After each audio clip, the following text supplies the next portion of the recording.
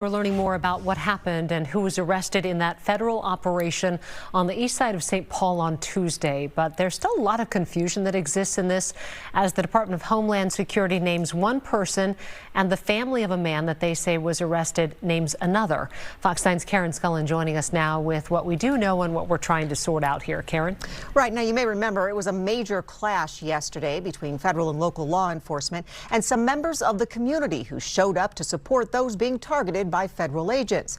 As you may have seen, there was a lot of smoke from chemical spray that law enforcement was spraying. Activists were screaming and throwing things at federal and local law enforcement. It was very chaotic and lasted for some time. People there were angry. St. Paul police were there, but they say they were called after things were thrown at the agents, adding they do not assist in federal agents in their operations, but they do have an obligation to show up when crimes are committed to keep law enforcement safe and the protesters as well.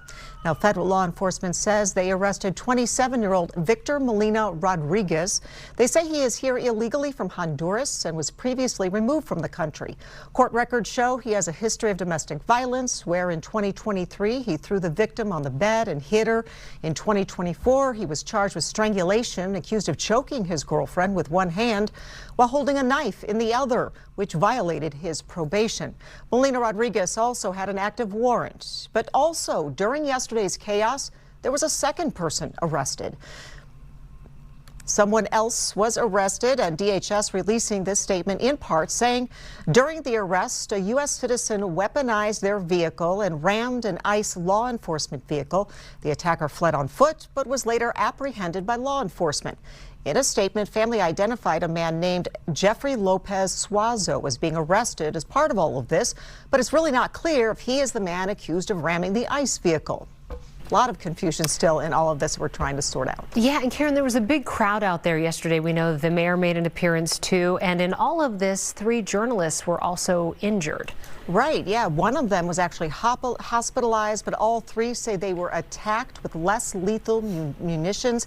All will be okay, but feel they were targeted because they were press. St. Paul police saying they are doing a thorough review, looking at hours of body camera footage and footage being shared by community members as well. No timeline on when the investigation on all of this will be complete. All right.